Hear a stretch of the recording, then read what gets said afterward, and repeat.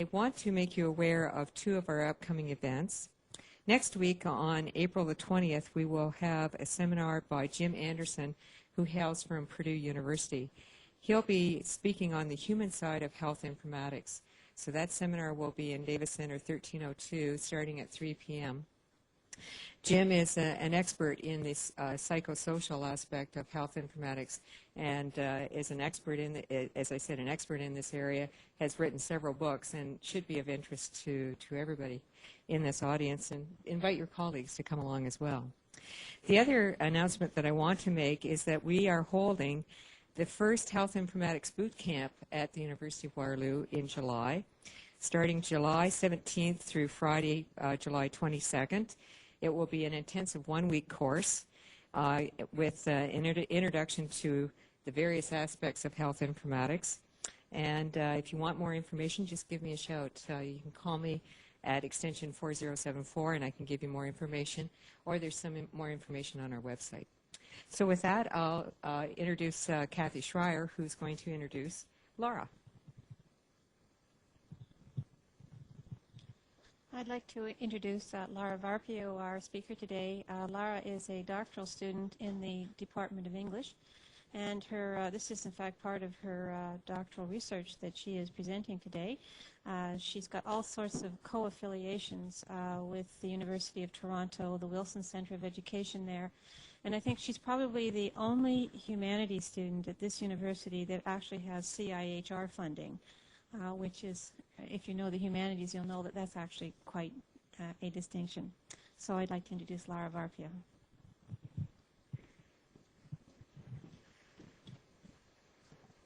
Good afternoon, everyone. Thank you so much for coming. It's a pleasure for me to be here today. I have the honor to present to you my dissertation research that I've been working on now for quite a few years. We won't get into how many years, though. Of course, dissertation work takes a while. As you can see today, I'll be presenting electronic patient records, and what you might first note is that I'm coming at this topic from a rather unusual perspective. I take a rhetorical look on the impact of changing media and interface design on professional practices. This rhetorical piece is something that's interesting. As you can see, I'm a PhD student here at Waterloo in the Department of English, and this is usually the time in my talk when I have to start talking faster, because people often don't see how English and medical communication technologies necessarily go together. But again, this rhetorical piece, this theory that I'll be briefly introducing to you today, is part of the way in which I think we can take a new look at health informatics, and specifically at electronic patient records. As Kathy mentioned, I do have 2 PhD fellowships, one with the Wilson Centre at the University of Toronto and one with HCTP Healthcare Technology in Place. Both of these groups enable me to work with a community of researchers who are multidisciplinary. So at Wilson Centre, I work with physicians, anesthesiologists, nurses, a variety of medical practitioners or healthcare practitioners. And at HCTP, I have the opportunity to work with other researchers in various fields, ranging from English and history and philosophy, engineering, who also are interested in healthcare research. So with that, then, I'd like to launch into my presentation of my research. Today, what I'll be doing then is introducing, first of all, a brief background in some electronic patient record research that has been going on. I'll then go into the central research questions that I am addressing in this body of work. I'll try to introduce very briefly a few bodies of relevant research that I'm drawing on, and I'll introduce you to the design and methodology of my work. I'll also introduce you to the current project status, and I have to underline the word current yet here because I am in the process of completing this research, and I'll draw some preliminary conclusions for you. So then, to begin, to say that electronic patient records, or EPRs as I'll be referring to them, as a hot topic would probably be a really rash understatement. Of course, in the medical communities and hospitals, there's a very strong push right now with work done by Health Infoway, of course, to bring electronic patient records across Canada into all healthcare settings. But this is also a very hot topic in the public domain. The Romano report obviously listed electronic patient records as an important new criteria in healthcare. The Globe and Mail back in February, just a few months ago, put half a page in the paper about electronic patient records and how they would modernize modern healthcare. So electronic patient records are a topic that are very much in the news, both within the medical community and within the public. And they are generally perceived as beneficial systems. A lot of research has been going on electronic patient records, specifically not just in terms of implementation, but about how these technologies can help our healthcare system become more efficient. Ideas about bed space availability, as well as efficient use of other hospital infrastructure items. It's been very well documented thus far. There is also research that has been looking at how electronic patient records have impact on the practices of the healthcare practitioners who use them. And this is an interesting set of research, primarily because one common thread throughout this research talks about how there is unintended and unexpected results coming from the use and implementation of electronic patient records in terms of work practices. One of the interesting groups doing some work right now is the Patel et al. Group. They did an interesting study, I believe it was 2002, that looked at how an electronic patient record, when introduced into practice for a specific practitioner, had impact on the way they collected patient information. Before the electronic patient record was used, so in a setting where there was no electronic patient record, the Patel et al. Group introduced a patient and practitioner, a doctor, and they took they observed while the doctor took the medical history of the patient. And they found there that was a patient narrative-driven study, or a patient narrative-driven interview. And what they mean by that then is that the patient put forth information to the MD, to the doc, in a way that made sense to them, complete with tangents and jumps in chronology, those sorts of structures. But that the chronology and the important elements for the patient were listed in their order. When the electronic patient record was introduced, the patient narrative got broken and changed and put into the electronic patient record. And in so doing, by changing this patient narrative, what they found then was that pieces of the patient narrative were lost. And despite the fact that it was information was still available, there were pieces of the tangents, the digressions, those pieces of information, the changes of chronology, the ordering of information according to the patient's perspective was lost. And in that sense, important information was lost regarding the patient and their diagnosis. So needless to say, there is unexpected and unintended consequences with electronic patient records. And the research talks both positively and negatively about electronic patient records in terms of the impact on practice. So there is a contradicting view in terms of the effects of EPRs on the healthcare services, both positive and negative. One group that I think is one researcher who's doing particularly interesting work in this area is Mark Berg. In his text, Medical Work in 1999, he talks about electronic patient records or information technologies within healthcare settings as reading and writing artifacts. And this is a really interesting way of starting to look at electronic patient records, because what we have here is a recognition that these are documents or texts that are physically read and written on by healthcare practitioners, that there is a history, an archaeology, if you will, to this artifact that is being built. And what's really interesting here is that Berg talks about the transformative power of IT, or of information technology, that by organizing these pieces of information and constructing them in different ways, we actually change the way in which we understand the information that's put into these documents. One of the most important comments he makes, I think, is that technology is not neutral. Now, of course, he's not the first person to make these comments, and I promise I won't go into McLuhan today. But we have to recognize that when we insert an electronic patient record or a new technology into a healthcare or medical setting, this is not a neutral tool that simply sits there and is employed by users. It has an active power. It has a transformative power in the setting. So that a change in the electronic patient record then, we can also see then that it is a change in the content and organization of medical practices. By changing the content of the information that goes in, by changing the organizational structure, we start to change the way in which healthcare professionals enact their daily work practices. But then Berg, one of his most important, I think, arguments is that the electronic patient record form, the structure thereof, is inseparably entangled with the content of work activities. By asking a medical professional to engage in their daily work through a specific electronic document like the electronic patient record, we're changing the way they do things. And therefore, we have impact on their practices. And this is something we need to be critical of, or at least analytically aware.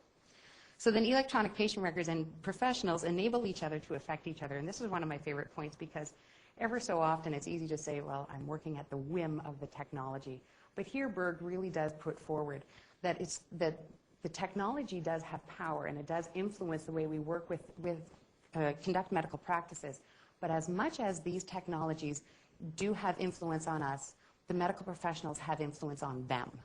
So that it's not a one-way street. There's a dualistic, a two-way street, if you will, in terms of working with and working against. So that being said, we've clearly outlined here how that electronic patient records do have significant impact on professional practices. But I propose today that there are two gaps in this body of research, and these are two important gaps. First of all, in much of the research that's being conducted on electronic patient records, they're done in a laboratory setting and not in the setting of the ward or in the setting of the healthcare setting where they're being used. And I propose that this is a very important or a significant gap because we can't really understand the impact these technologies have on practices until we watch them in practice, in situ, if you will. Also, I think we have underestimated the importance of design.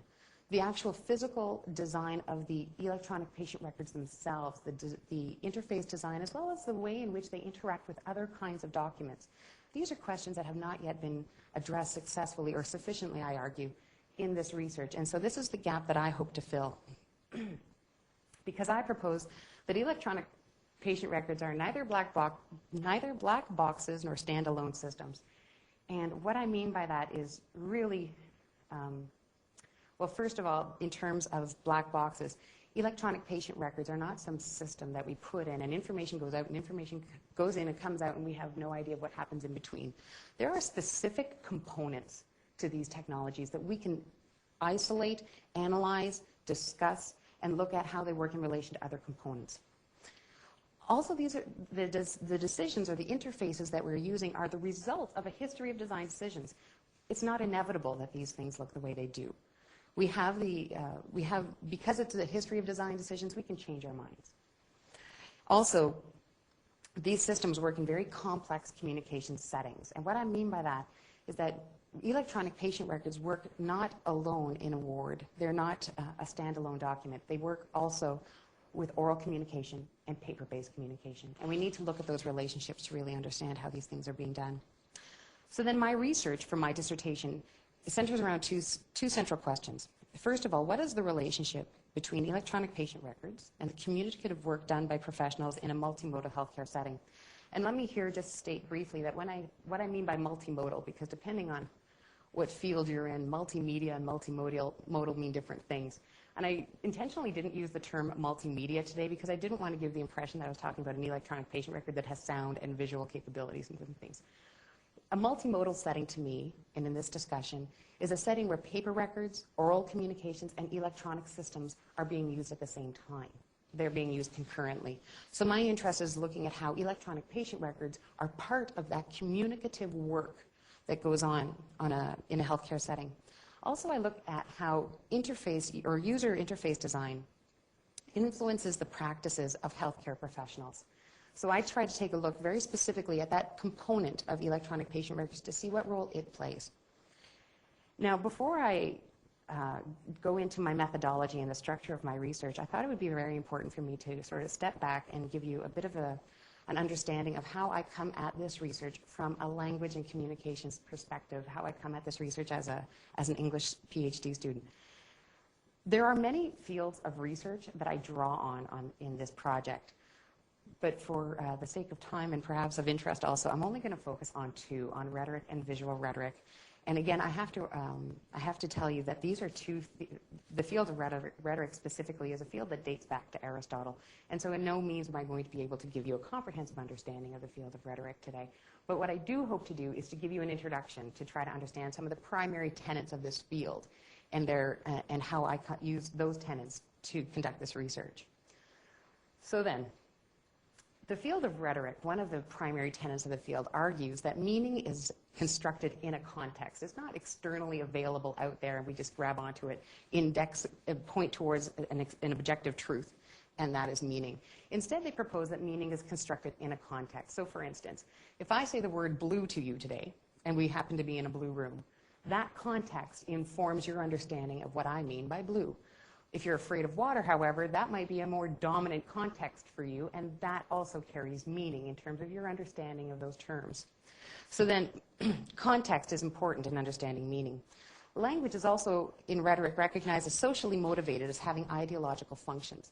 So the language choices that we use reflect not only a social hierarchy or a social structure in which we exist and live and conduct our daily activities, but it also has ideological functions, putting you within a hierarchy, if you will, of society, within the hierarchy of your workplace setting. So language is socially motivated. So then in terms of electronic patient records and the other records that we see in healthcare settings, these texts, these records, reorganize language use. They reorganize meaning and reconfigure ideological language use.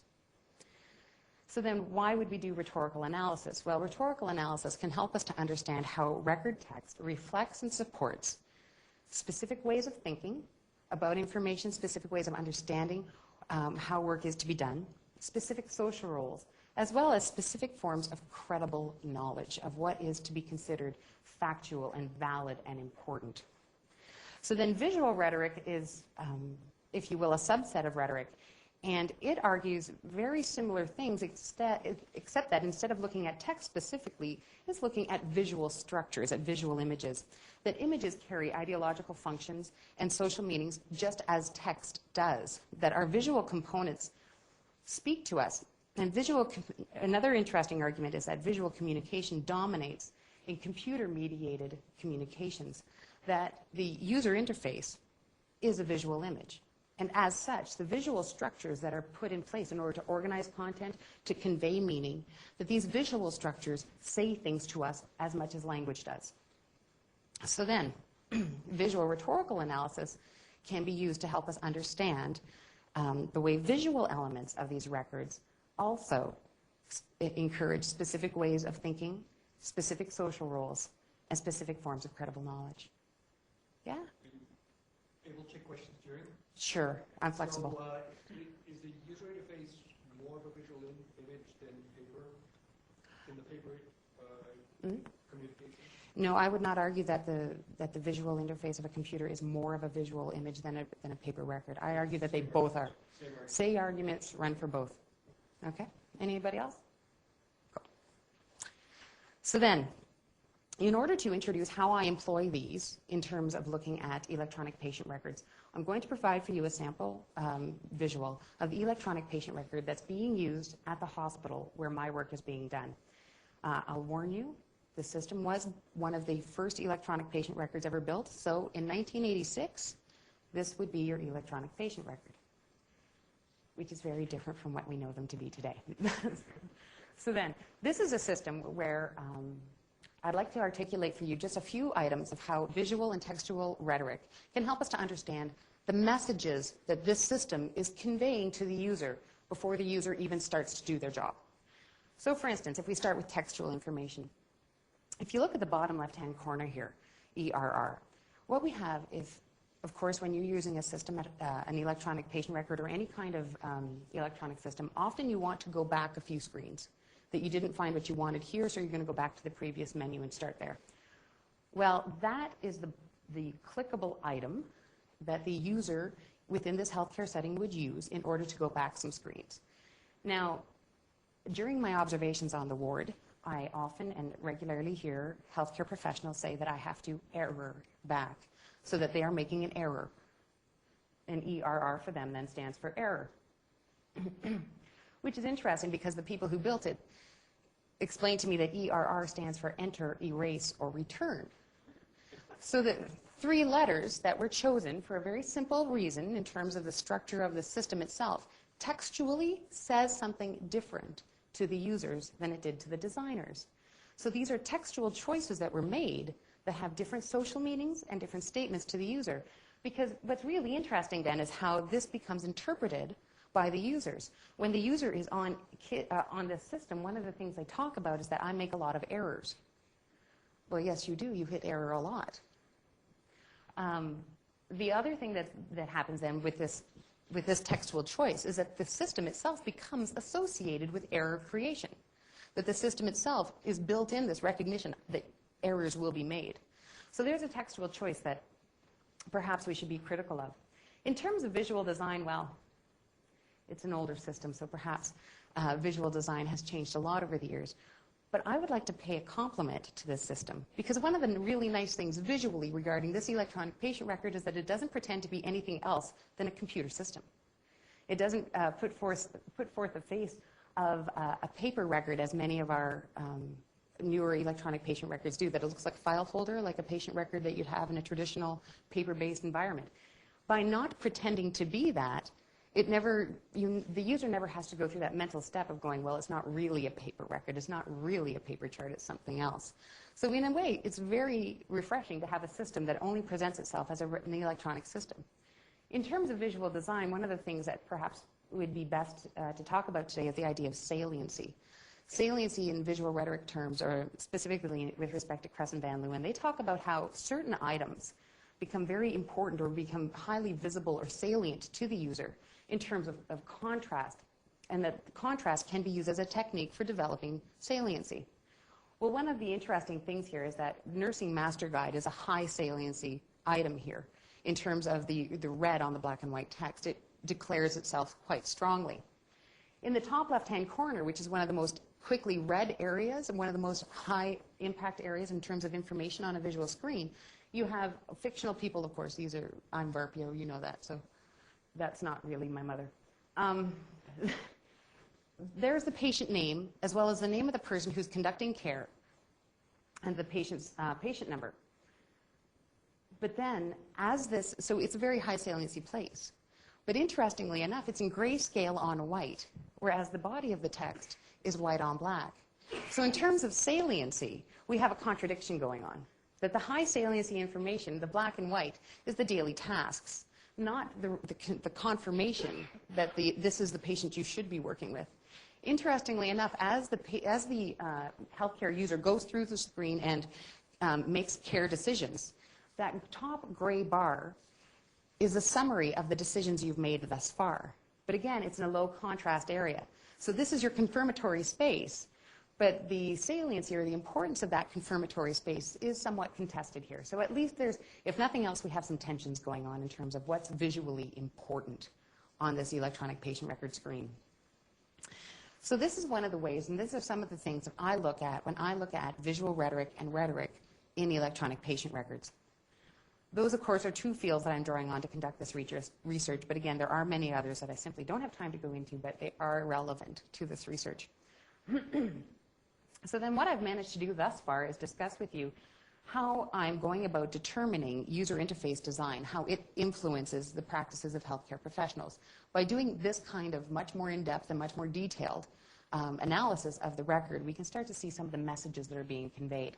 The next question then is, how am I going about looking at the relationship between electronic patient records and the other kinds of communicative work that are going on? Now, my research is being conducted as a case study, so I have three sources of data. First of all, of course, I have the visual and textual rhetorical analysis of the systems themselves. But I also am doing observations and interviews at a large pediatric hospital in Toronto. So in terms of observations, I do non-participant observations of the daily interactions of these professionals as they go about their daily work. So I began with what I would call descriptive observations. Basically, I called it the I don't know what's going on set of observations, just trying to understand how information gets exchanged. As my observations developed, I became more focused to trying to find the specific areas of interest. 60 hours of observations have been completed thus far, but I'm continuing to do data collection. In terms of interviews, I'm doing semi-structured interviews and have completed 12 interviews thus far, and have had the opportunity to speak not only with the doctors themselves, but also nurses, social workers, physiotherapists. I try to make sure that I get a representation of all the different professionals who work with these systems. I also do informal interviews, and I have to include that here because I think that's a very important source of data for me. Those moments when something happens on the ward, and I have the opportunity to ask the user, the participant specifically, what just happened there. I get a lot of really good information that way. So with all this data, I'm using a grounded theory approach to analysis. I'm not sure if you're familiar with that, so I'll give you a very brief outline here of grounded theory. What we do then is we have a continual collection of data and analysis of that data. So as the data comes in, we're questioning it, analyzing it, trying to figure out what it's saying, where it's going. And this is all driven towards theory generation. The idea is to generate theory, not to prove one or another. So that the theoretical categories that are being developed in the study are being developed from the data. I'm not looking to confirm something external to that, so that the data says what the relevant fields are. Now, this then leads me to the problem, because I just told you what my relevant fields of research were. So if you can't choose your theoretical lens, it's a bit of a problem. But the way we're getting around this is I'm using a constructivist grounded theory approach.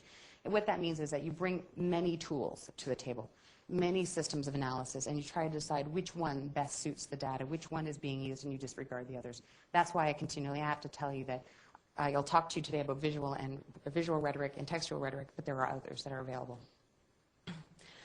So then in terms of preliminary analysis, what I'll present to you very briefly today is some of the things and some of the questions that have become quite interesting in the data that I've collected thus far, and I'll tell you a few stories about some of the things that I've seen and that I've been working with. But again, this is part of a grounded theory approach, so the development of this analysis is ongoing. So by no means is this the final document.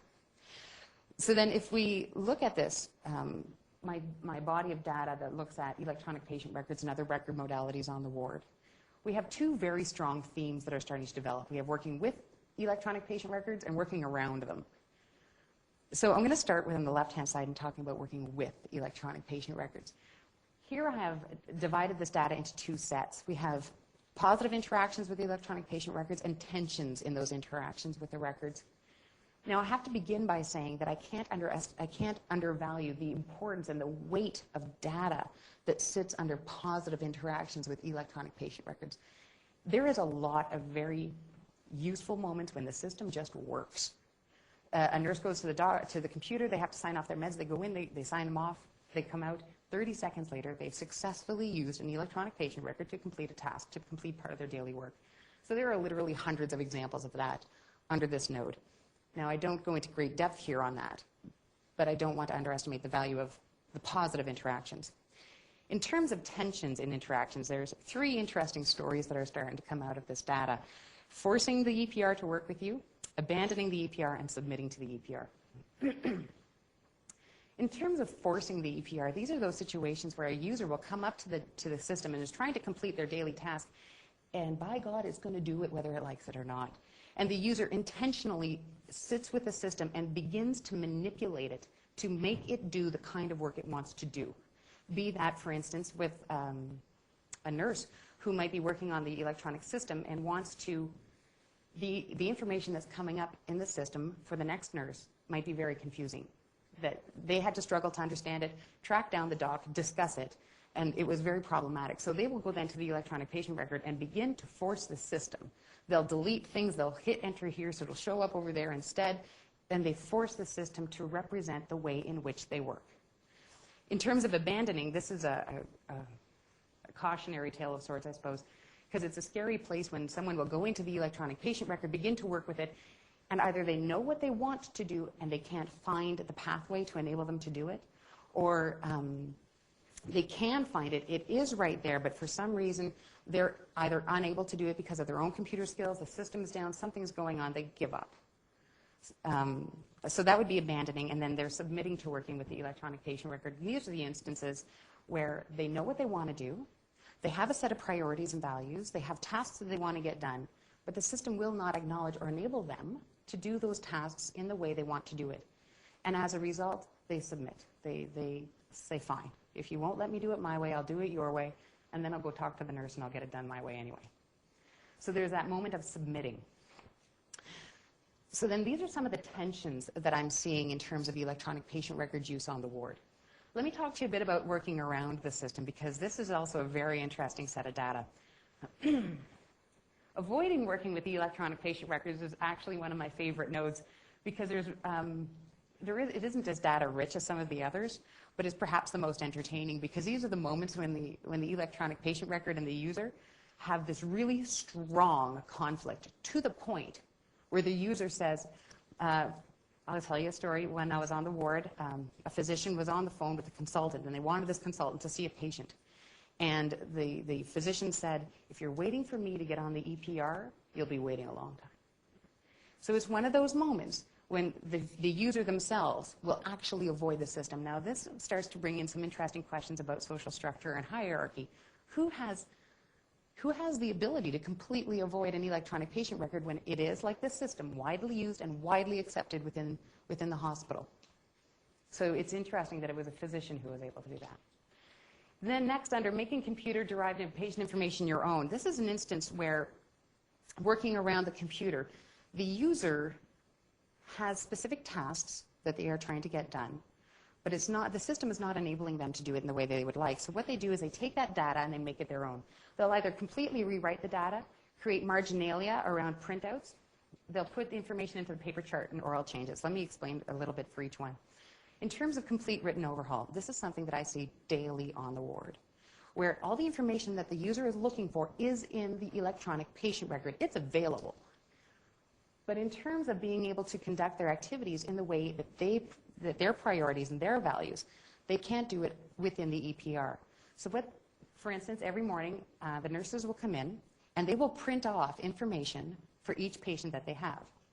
They'll then go through that patient information, and it's interesting because the print-off that they get is organized in terms of current meds, scheduled meds, past history of meds, and then you get lab results, and so on and so forth, and new lab orders. And what they then do is create this chart that's broken down by the hour, according to their tasks that they must do that day. And then for each patient that they have, they create a column. At 8 o'clock, Johnny needs this, and then that med comes 4 hours later, and then 4 hours later. And they'll complete this system. They do a complete written overhaul of the document. Although it's available in the electronic system, it doesn't enable them to do their job in the way they need to do it. Next, we have marginalia additions. This is an interesting note for me because I believe this has something to do with decision making. What we have, for instance, quite often on the ward, information will be printed off the system, and I can't underscore enough how often I see electronic patient records being used as a printer. They print off information, and then around the margins, they start to collect other numbers. So, for instance, they might have 1 page of blood work, but 4 pages later is information about medications. And they'll instead of flipping back and forth, they'll start to rewrite some of that information in the margin on the first page. Then, in my specific specialty where I'm doing my research, fluid input and intake and output is very important. So they'll go to the patient's door and get those numbers and also get the patient's weight. So suddenly this one text that started off in the system becomes more about a means of collecting data, about creating marginalia, and then decisions are made from there. So I think the marginalia piece is very important here. Another interesting note is putting information into the paper chart. Despite the fact that all the information eventually goes into the electronic patient record, or there's various systems for capturing different kinds of patient information about the work that they do every day, the paper chart for the patient still exists. And within that patient chart, they do their progress notes. They make all kinds of additions. Consulting notes go in there.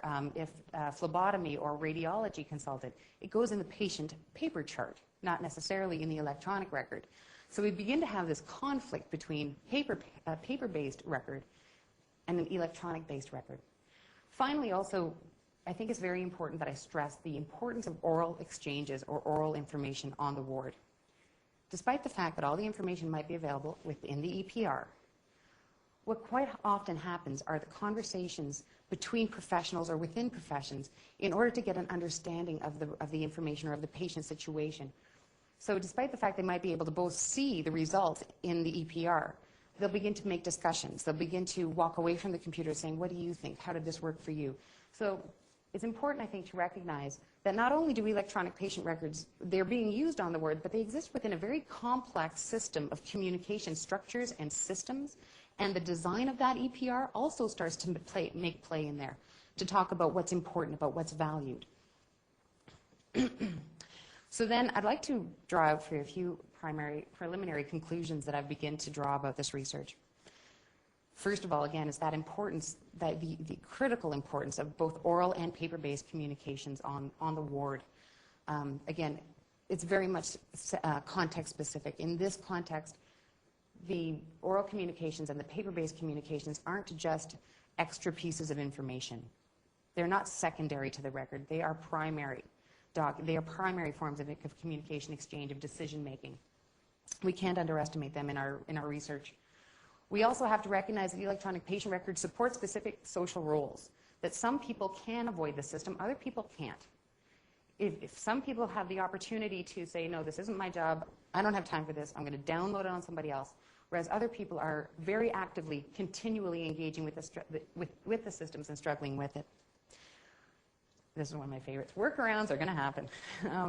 They will be created when the EPR doesn't reflect professional values or workflows. And that last piece is very important.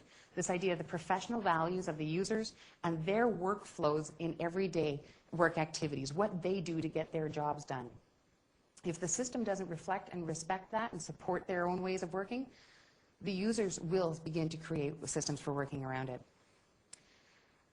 This is a conclusion I'm tentatively starting to draw, that it seems that decision-making is being done away from the electronic patient record. Decisions aren't being made at the screen. They're being made in oral conversations. They're being made in marginalia. They are not being made at the screen.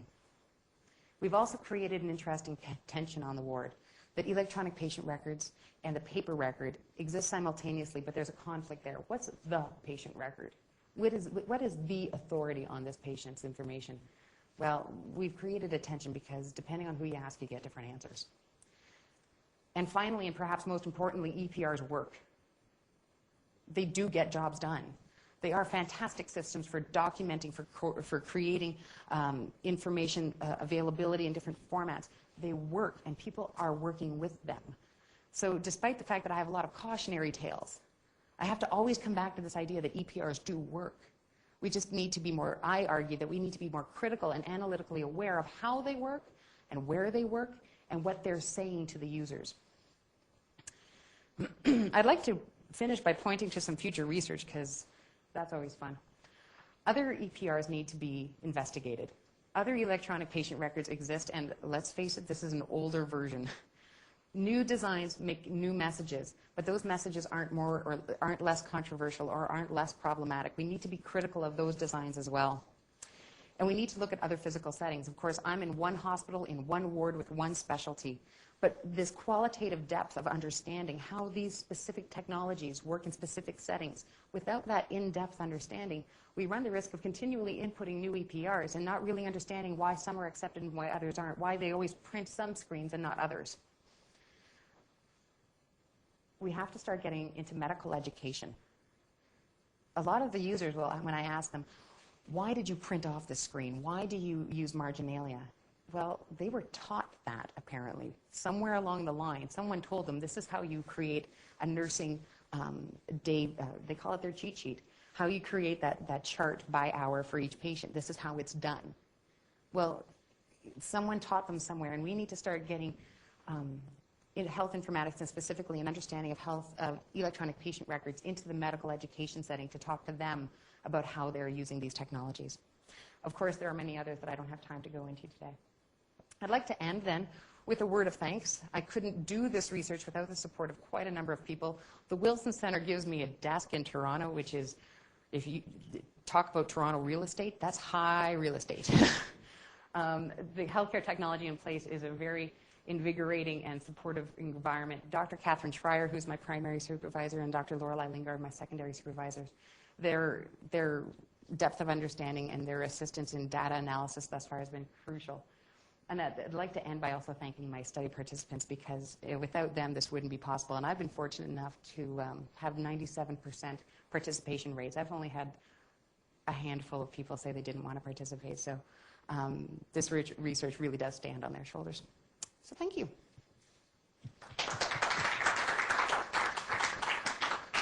Fascinating. So questions, discussion. Anybody wants to weigh in with the comments here? For Sam.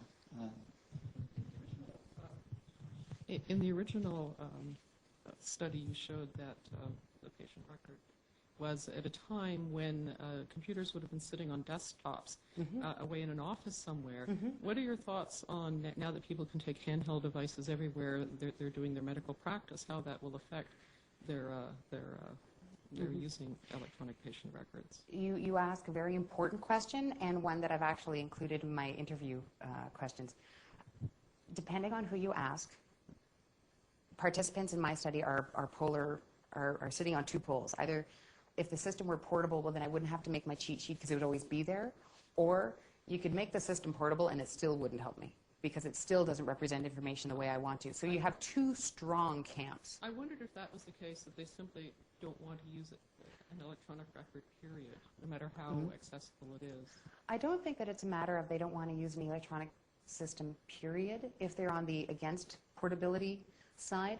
I think it's very much a story that reflects the idea that some of these technologies don't represent the way they do their work. So it doesn't matter if this particular system is available to me at the bedside, it still doesn't let me know what time Johnny needs his med. I still have to find it, I still have to interpret it, I still have to print it out. So would a new system be, if a new design were made portable? Perhaps. But then you also get into these really interesting discussions about, well, where am I going to write? When I need to draw a picture to explain to another physician what's going on, where am I going to do that? So there's lots of really interesting questions around portability, but personally, I think portability is part of the answer, but I don't think it's the answer. And I should mention that these are this is a terminal-oriented electronic patient record. It sits on a desk. So it's not in the patient room or at the patient bedside.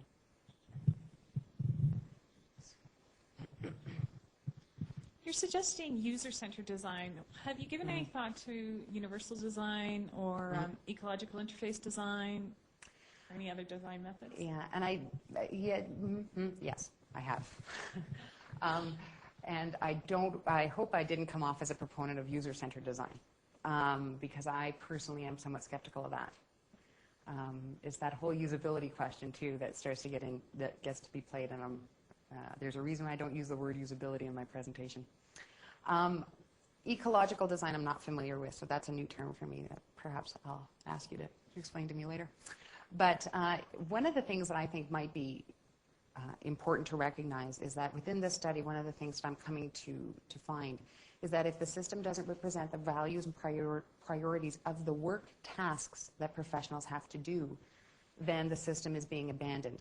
Now, there is a body of research about task-centered visual interface design. Once I get a system that's task-centered, I'm anxious to repeat the study to see if that would make a difference. I think it would. Is it the solution? Probably not.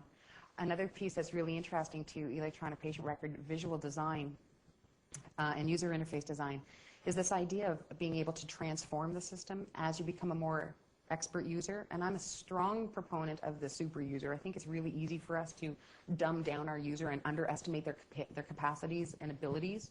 These are people who are very good at what they do. They're incredibly intelligent and competent people. And I think it's very easy for us to create interface designs that brings everything down to the simplistic and to the scaled down and to the simplified. And I think we can't underestimate the competencies of these people. So I think in terms of enabling them to become super users, to find new functionalities, to be able to create new systems, we come into the problem of time, as in, do these people have time to learn these things? Not really.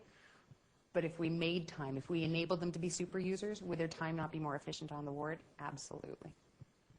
Yeah, I think actually that's where ecological interface design might help, because it does incorporate the task analysis in addition to the work domain analysis. It brings them all together, and as well as the cognitive analysis and all the other components of it. So that, yeah, I'll have to look into that. Thank you for that. We were having a discussion last week. I mentioned that's Kathy Burns, and she's one of the proselytes of the Burns crowd. It's a new religion. Okay, good to know. Other comments or questions over here? Anything Is the interface that you're dealing with evolving while you're doing your study? I brought it for a reason. The new electronic patient record will be coming into play in this healthcare setting in the summer. And this is a sample page of the new system they'll be using. So it is evolving a lot. Let me give you some history. The old system that they had was originally built in 1986, but that's not when it stopped. They built it from scratch and have been adding to it and creating other systems that complement it as the system has been evolving over the years. So yes, there's quite a design history to the system. This is a completely brand new overhaul that will be coming in during the summer, and that's vague. It was supposed to come in earlier, but technology delays, these things happen. So this is the new system they will be implementing. In terms of visual design, it's obviously dramatically different. The system, it's based on that patient record paper model that what I was referring to. This happens to be a blood work screen. And you'll notice that they have red arrows for when the value is high, it gets one red arrow pointing up. When it's really too low, it gets 2 arrows pointing down. So there's interesting visual elements to it. And my hope was to do a pre-change, change, post-change study. But due to delays, I'm becoming very focused on the front-end piece. But I do have hopes of having some critical analysis of this ready to go before it goes in, so that hopefully during the second, once the system goes in, there might be room to do a few hours of observation. Just want to comment on that. Yeah. That's the Sunrise. I believe that's Eclipse's system. So it's not only an overhaul; it's a new vendor. Sick Kids created this system back in the early 1980s, and then went and tried to sell it to the world through Singapore, and failed dramatically. Well, Lost Halifax millions. uses it. What's that? It's being used in Halifax. Yeah, I know. It's called failing dramatically. They never were able to make it a commercial success, and they had to shut the company down. Edmonton tried the same thing and failed with its system. So there's been a history of attempting to create these things and then commercialize them on the marketplace. And by and large, the vendor developments have worked out. The cost to develop the Eclipse system is estimated to be over $100 million. So these are pretty big developments.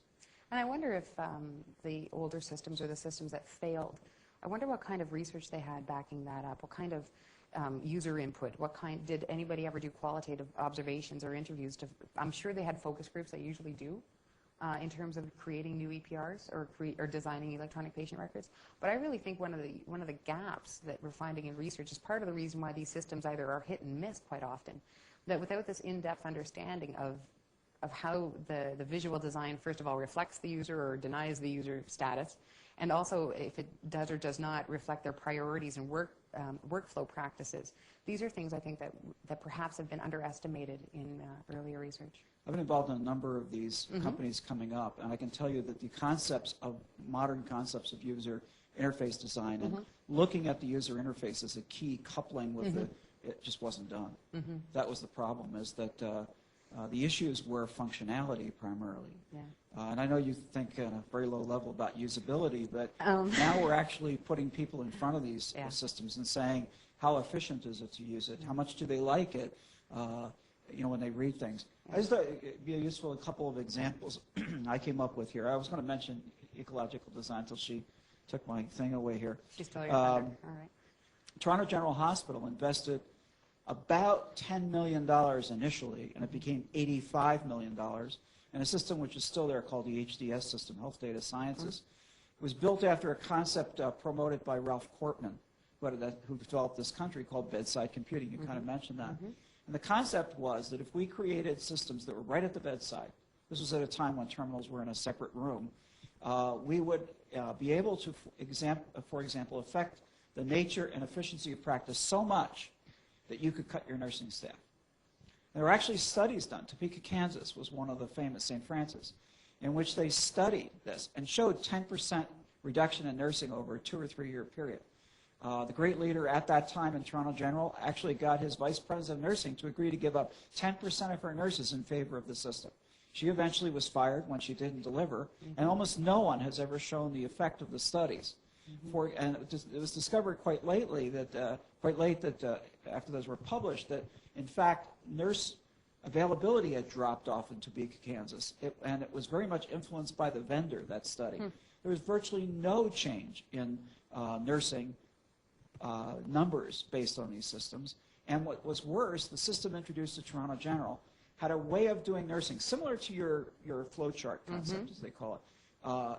They did nursing in a certain sequence. It was called their philosophy of nursing. And the system did it orthogonal to that. And they threw it out. So after millions of dollars, they had to send it back, have it totally reprogrammed, and the system has never really been a success. So the concepts here of systems and people working together are very new. And I think that's what's important about what you're doing is we're realizing the equation is human plus system, and that interface is where the heat is generated or the value is generated. There's so many examples. You mentioned in the physicians manipulating a system to get the output they want. That was actually a nurse, but yes. There's a study done, there's a system called Rapport. It was originally created by a company, I can't remember, General Electric bought it. They put it in. I was actually studied it at Toronto General Hospital. And that system had mark sense forms that you marked up. When you marked them up, it would produce from those marks a report. But the report didn't have quite the nuances. And if you made slightly different arrangements of marks, you could get that. Radiologists learned, you wouldn't believe the mappings they did in their brains as to how to map those forms such that the report came out the way they wanted. It was an enormous investment. It failed. I mean, there's so many things here that it's crazy.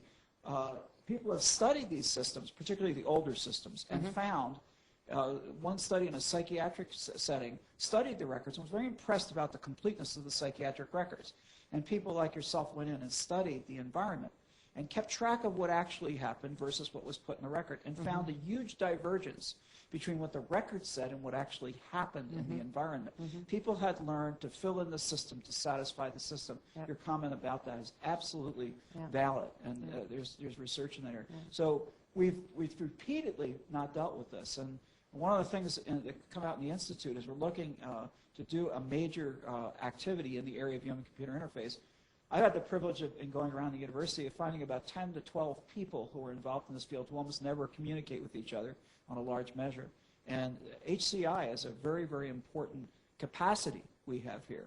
I'm fascinated by what you guys do with Kathy and the English department. But really incredible stuff. I don't want to dominate questions or comments. Kathy, do you want to add anything to this from your, because you did all this study of the effect on education too of physicians. We've heard you on that before. So I'm hoping to hear more of this.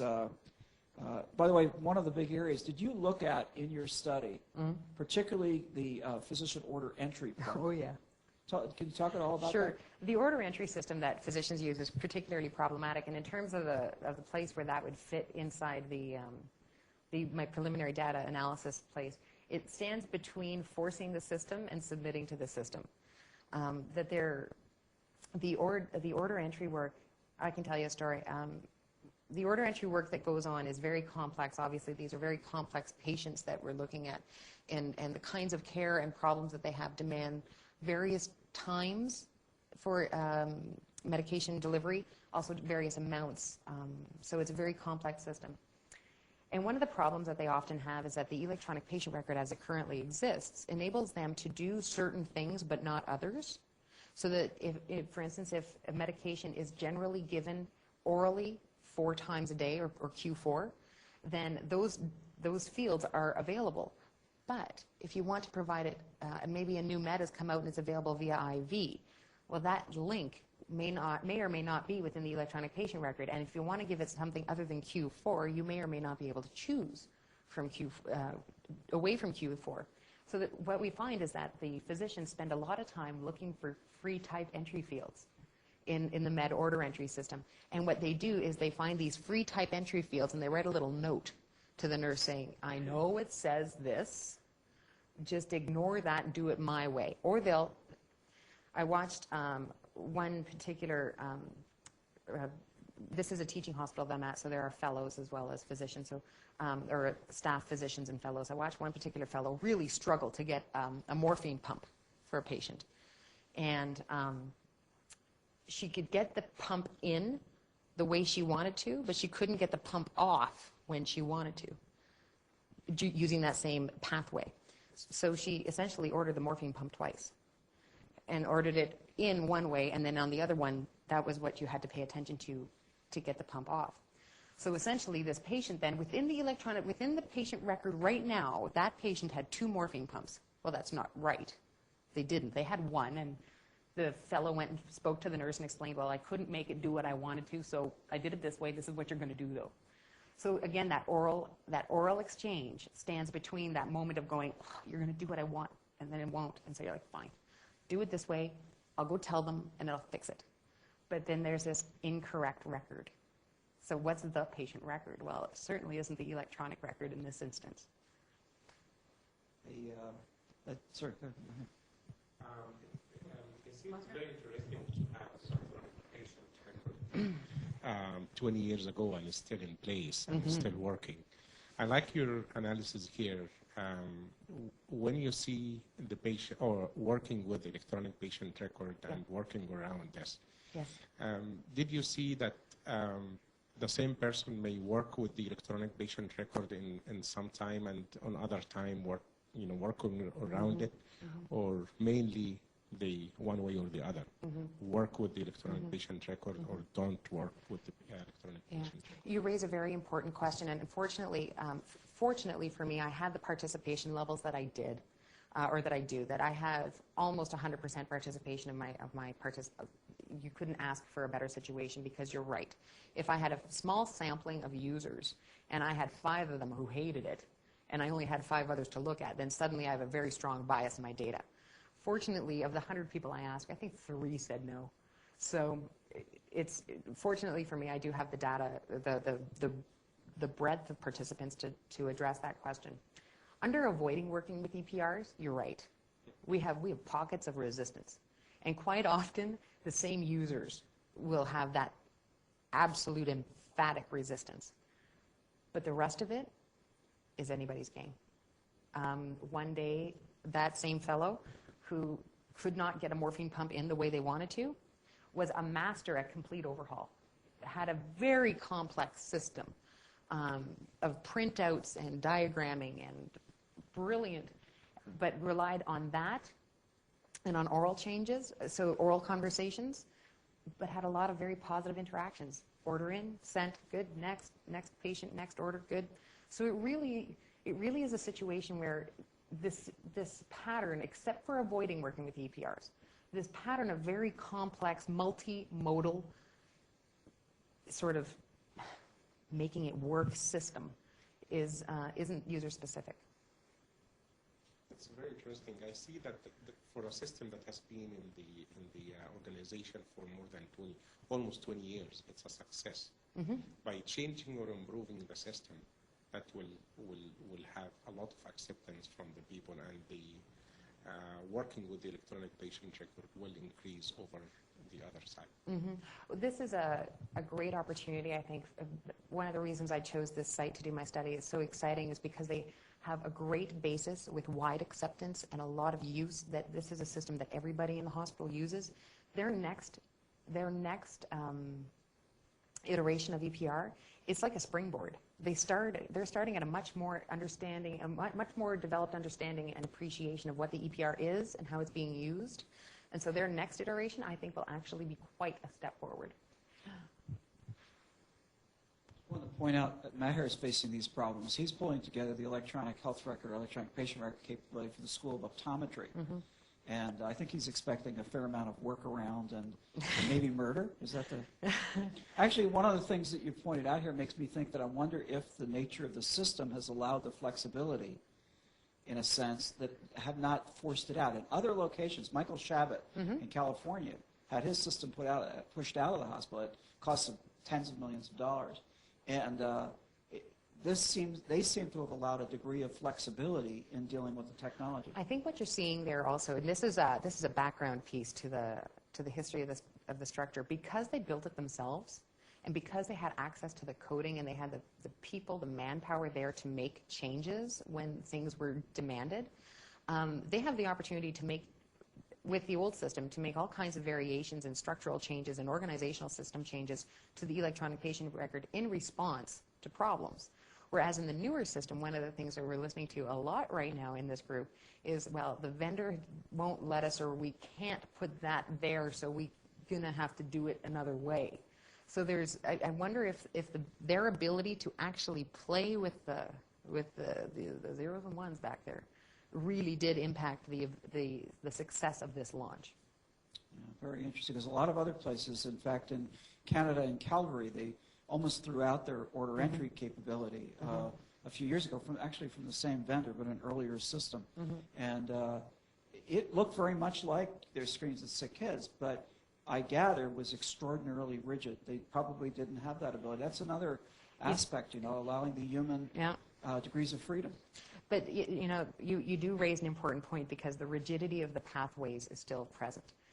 If you want to order a med, you have to go this way, and you have to do it that way, and it has to come out in a specific pattern. You must find that pathway. Often, one of the things I spend a lot of time watching is what I call hunt and peck. They hunt a node, they peck it, and see no, that's not right, so I have to error back, and then I go forward and back. So this hunt and peck method of trying to find the damn thing. It's interesting, is related to clinical pathways. There's been some recent work. I was with a group in the States, and the discussion went around that the concept of pathways now, which mix activities with workflow, temporal relationships, and is that won't work. And it's been shown because it forces rigid structures. And we're doing the workflow research we're doing points that out too, that we need that tremendous flexibility to be able to move to almost any activity from any activity. Well, even the same problem, though, because they had access to the coding and they could do all kinds of changes. For instance, when one of the common orders that on my ward and my specialty they have to order is potassium. They order a lot of potassium. Well, apparently potassium comes in many forms. They have 4 potassium entries, and there's nothing distinguishing one from the next. It just says potassium, potassium, potassium, potassium. So they had the availability to make all kinds of different potassium entries, but they didn't distinguish them in terms of the pathway selection. So it's one of those, it's a beautiful hunt and peck example where there's just 4 potassiums, and until you go hunting and peck, you'll never know. So that brings up one thing, is that potassium, of course, is a deadly substance. You would be extraordinarily careful in its use. And there's a recent JAMA article on General American Medical Association on errors caused by systems. It was a study in the United States of a system not so different from this, an older system, an older version of the Eclipse system. And they found 20 kinds of errors that were caused by the system. Now, that study has been poo-pooed, particularly by people in my happy community, because it was done on an older system they should have done. But that system is in use. It's in use, and it's valid, and it has teaching points. Yeah, like there's just because it's, and that's one of the things that I'm very happy I had the opportunity to work with the previous system that the hospital will be changing from. That this older system is important, and it will also teach the users who are going to use the new system. It's part of the context of use. It's part of their understanding, their social situations, their social structures, the ideas of what it means to use a system. This is absolutely going to inform the new iteration. So I think this is, especially in a situation of change, doing pre-change analysis, I think is crucial. There's a lot of interesting stuff here. There's so much crazy stuff, but I really appreciate your giving the talk. It's really interesting, and I look forward to where we do more of these psychosocial aspects of systems, because I think it's critically important. Great. And thank you very much. Thank you. Just to remind you again of Jim Anderson. He is absolutely fantastic. I know him very well, and he's been around for a long time. If anyone wants to know what books he's published, I'd be happy to circulate the titles to you. And I think you'll very much enjoy his work. We're also getting together with him at various times, so there's an opportunity for some private discussions with him. Thanks a lot.